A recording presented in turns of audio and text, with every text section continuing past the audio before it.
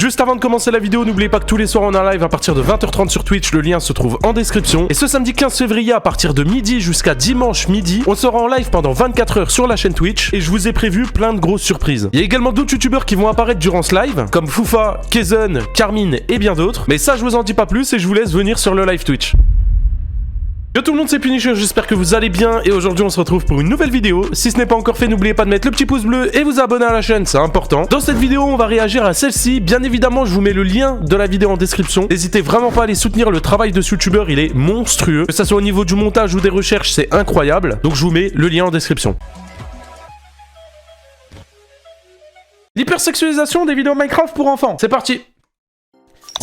Attendez. Petit message de prévention.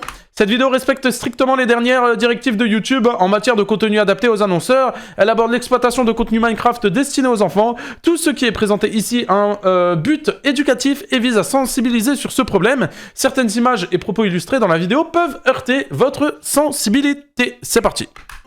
Oh non, c'est quoi ce bordel? Qui c'est qui nous a capturés encore une fois? J'ai pas du tout signé pour jouer au jeu, sérieux. La vidéo que tu viens de regarder a été réalisée par The Cheeseman. Ce vidéaste est l'un des plus grands créateurs de contenu pour enfants sur le Minecraft FR. À premier abord, le contenu peut sembler... L'un des plus grands créateurs de contenu, frérot. Moi je vois, il a même pas 1 million d'abonnés et puis bon, on l'a vu. Contenu pour enfants sur le Minecraft FR. À premier abord, le contenu peut sembler gênant et en réalité il l'est. Si vous trouvez que c'est dur à regarder, mesdames et messieurs, laissez-moi vous dire que c'est le moins pire entre tous les autres que nous allons voir par la suite. Ok. Il est très fort en montage, hein. Le contenu destiné aux enfants, qu'il s'agisse de dessins animés ou de jeux vidéo comme Minecraft, est l'une des niches les plus lucratives pour les créateurs de contenu en ligne. Depuis des années, ce type de contenu est exploité pour attirer les plus jeunes. Et il est probable que toi aussi, tu aies regardé l'une de ces vidéos durant ton enfance. Mais ce qui était autrefois innocent et amusant a évolué pour devenir une forme de soft porn, déguisée en divertissement pour enfants. Les plateformes comme YouTube, et surtout YouTube Kids, sont devenues des mines d'or pour ce type de créateurs. Selon Ipsos, 96% des enfants en France possèdent au moins un appareil numérique, et y passent en moyenne 1h19 par jour. C'est largement Waouh. Ouah, c'est énorme. Suffisant pour tomber sur ces contenus douteux. En 2023, YouTube Kids a enregistré plus de 600 millions de téléchargements, un chiffre qui ne cesse d'augmenter chaque année. Malheureusement, il est devenu commun pour les parents de télécharger cette application pour avoir un moment de tranquillité et ne pas avoir besoin de faire un quelconque effort pour occuper leur enfant. Le souci, c'est que l'enfant passe des heures et des heures à regarder du contenu qui en théorie devrait être friendly. En réalité, une bonne partie de leurs vidéos peuvent être considérées comme par hasard, il n'y a que du talcado, les gars. Mais certaines sortent totalement du lot en présentant des actes totalement illégaux. Adopter une star sur Minecraft. Ah, encore t'as le cadeau, les gars. Et violent à des enfants encore innocents, incapables de différencier ce qui est faisable et ce qui ne l'est pas. Je ne parle pas que de violence, mais parfois les miniatures sont réalisées... Shadow aussi. Emma est enceinte sur Minecraft. Qui est le papa? Oh, le ventre et tout, il va exploser le ventre. Attiser la curiosité de l'enfant. La vérité sur Kevin. Notamment en Sonic Fell in Love. Wesh, la flèche rouge, où elle est, là? mettant en évidence ouais, non, on parle beaucoup des Français, mais les Américains, ils abusent de ouf, hein. Personnages dans des postures bizarres, voire parfois à connotation sexuelle. Je dirais rien sur ça, mais je sais c'est qui derrière cette chaîne. Cette stratégie de manipulation permet à des créateurs de contenu de réaliser de gros bénéfices, pouvant aller jusqu'à des centaines de milliers d'euros par mois, mais aussi en développant de grandes chaînes YouTube, comptabilisant de centaines de milliers d'abonnés. Beaucoup plus que moi donc, par pitié abonnez-vous. J'en ai déjà parlé dans ma bah tu sais quoi, attends, je vais juste regarder, tu fais quoi d'autre sur ta chaîne avant de m'abonner? J'ai survécu 100 jours, ok, bon, tu fais beaucoup de vidéos Minecraft et tout, mais ça a l'air d'être très quali. Mais je m'abonne. Je suis pas très fan de Minecraft, mais je m'abonne. En tout cas, si je vois qu'il y a beaucoup de vidéos comme ça, je vais m'abonner par contre, ça c'est clair et net. Enfin, je vais regarder les autres vidéos.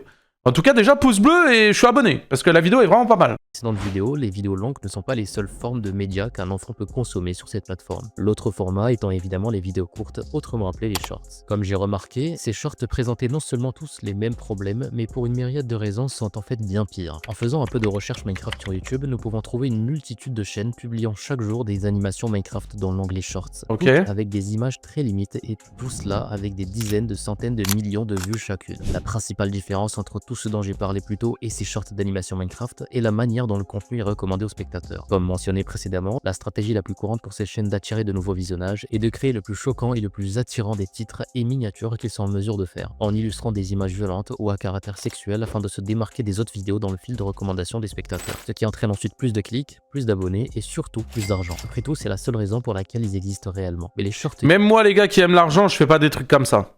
YouTube fonctionne un peu différemment, puisque YouTube limite ses shorts à une durée maximale de seulement 1 minute et n'offre aucun support pour les Je miniatures. crois les gars maintenant ça a changé, je crois qu'on peut faire des shorts de plus d'1 minute. Je crois hein.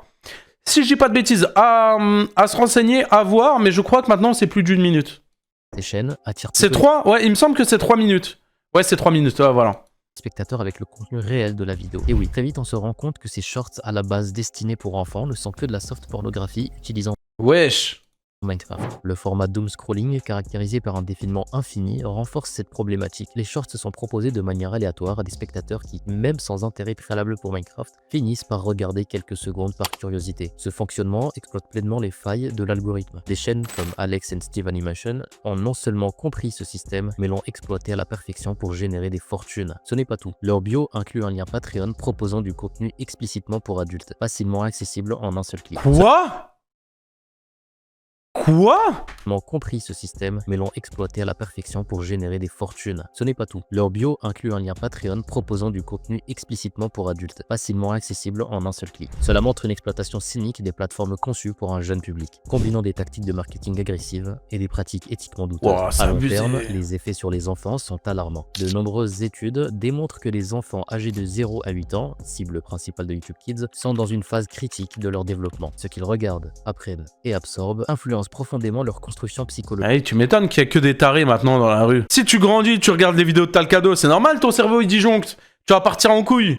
Émotionnelle et sociale. Contrairement aux programmes traditionnels pour enfants, qui intègrent souvent des leçons éducatives et des morales positives, les shorts ne visent qu'à capter l'attention au détriment d'un contenu réellement bénéfique. Les études réalisées sur YouTube et YouTube Kids montrent que les enfants exposés à la violence et les médias suggestifs à un si jeune âge peuvent provoquer un traumatisme durable et créer de graves dommages au développement du cerveau. Et ce que je dis se lit aussi dans les commentaires de ma dernière vidéo sur le sujet, où plusieurs abonnés témoignent sur leur ressenti. Ouais, ça a gâché mon enfance. J'avais que 6 ans et ça m'a rendu bizarre pendant très longtemps. Oh bordel, tout ça qui courant Minecraft m'a fait perdre de la santé mentale. En 2017, des parents ont commencé à se plaindre sur YouTube, signalant que des vidéos étranges apparaissaient sur YouTube pour leurs enfants. Mon enfant a trouvé ces vidéos Elles sont toutes super bizarres. Elles parlent de mercredi enceinte, de Barbie, de Harley Quinn, etc. À chaque fois que je vais sur YouTube, des vidéos vraiment étranges apparaissent sur ma page de tendance. Elles semblent destinées aux jeunes enfants, mais elles sont... Wow. Donc ça veut dire, t'imagines que tu donnes ton téléphone à ton gosse il est là, il consomme du contenu. Toi, tu reprends le téléphone pour regarder, tu vas sur YouTube, t'ouvres, tu vois que des miniatures sexualisées Minecraft et tout, des dingueries. Wow, le daron, il doit fumer du crâne. Chaque fois que je vais sur YouTube, des vidéos vraiment étranges apparaissent sur ma page de tendance. Elles semblent destinées aux jeunes enfants, mais elles sont très effrayantes et dérangeantes. Des piles condamnés ont ouvertement admis avoir commencé à diffuser des vidéos de gymnastique de petites filles sur YouTube. Ces vidéos utilisent très souvent des personnages familiers à toute la famille, comme Spider-Man, Elsa, Sonic, faisant une Bah variété tiens.